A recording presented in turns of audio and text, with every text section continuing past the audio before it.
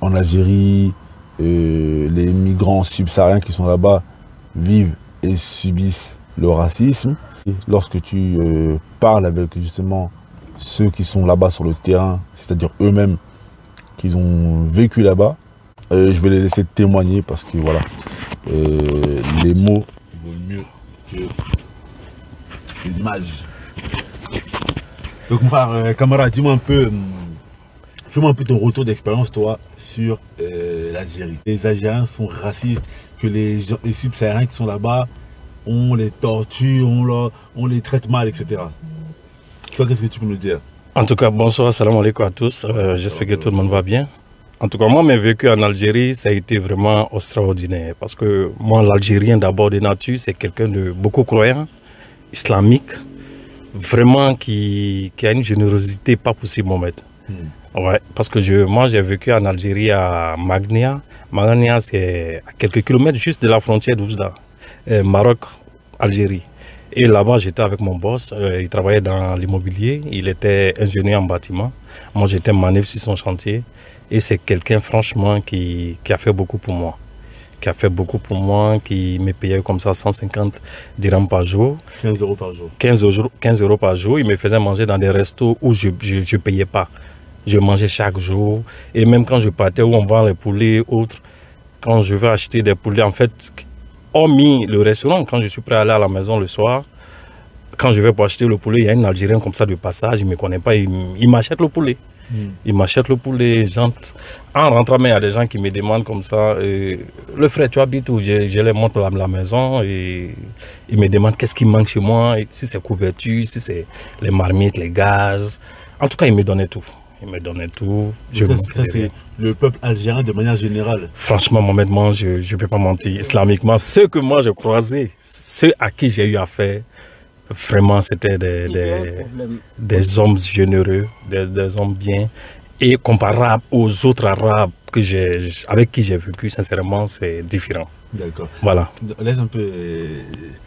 Diakité, dis-nous un peu, toi, t'as fait combien de temps Diakité là-bas? Non, moi j'ai pas fait l'Algérie à proprement dit, j'ai fait la Tunisie, mais je vous dis, concernant l'Algérie, j'ai une expérience sur les Algériens, c'est quoi?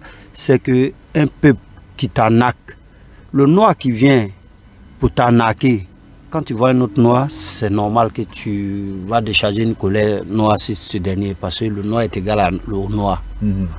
C'est ce qui est un peu le problème des Algériens. Sinon, les Algériens n'ont aucun problème.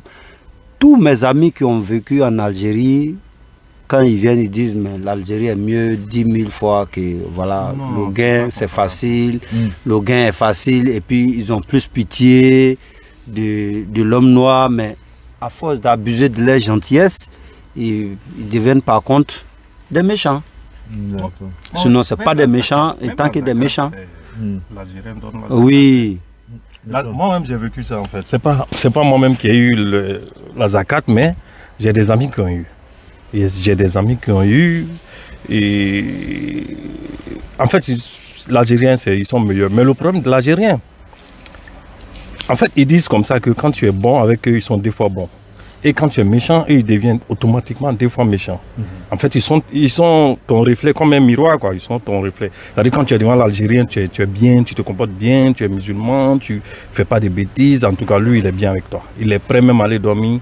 Il te donne une chambre chez lui, tu ne payes pas, il te fait manger, il te donne les vêtements et autres. Mais il y a des gens qui en profitent de cette gentillesse-là. Comme on a des confrères camerounais comme ça. Voilà, quand moi, souvent on témoigne de la gentillesse de son patron, des gens. Je peux dire comme ça, ouais, mon patron il est bien, tout ça, il va me dire, ouais, mon frère, si tu peux me donner le contact de ton patron. Et il en profite pour arnaquer le boss. Et c'est des gens, s'il y a un noir qui le tape, forcément il va se méfier des autres. Et il serait fermé face aux autres. Voilà, sinon en général, ils sont neutres, ils sont bien, ils sont vrais, ils sont sincères, ils sont... Mon patron, le jour où je devais quitter mon patron, il m'a demandé comme ça, le billet d'avion Algérie-Côte d'Ivoire faisait combien? Mohamed, j'ai imaginé comme ça, j'ai dit 300 €. Je te jure, mon patron, non seulement il m'a payé ce qu'il me devait, il a mis encore des bonus dessus, il m'a payé encore le billet Le billet d'avion. Il a eu à me dire, si tu as une femme au pays, tu peux la ramener. Moi, je vais faire ces documents avec toi. Je vais même scolariser les enfants, tout ça. Mais comme j'avais... Tu vois, j'avais l'Eldorado forcément en tête. Je voulais absolument, absolument le rêve, voilà, le rêve parisien, le rêve européen. Parce que comment est-ce que j'ai quitté l'Algérie, venir être bloqué au Maroc et puis faire face à ma souffrance. D'accord. En tout cas, écoutez, merci beaucoup pour votre témoignage sur l'Algérie.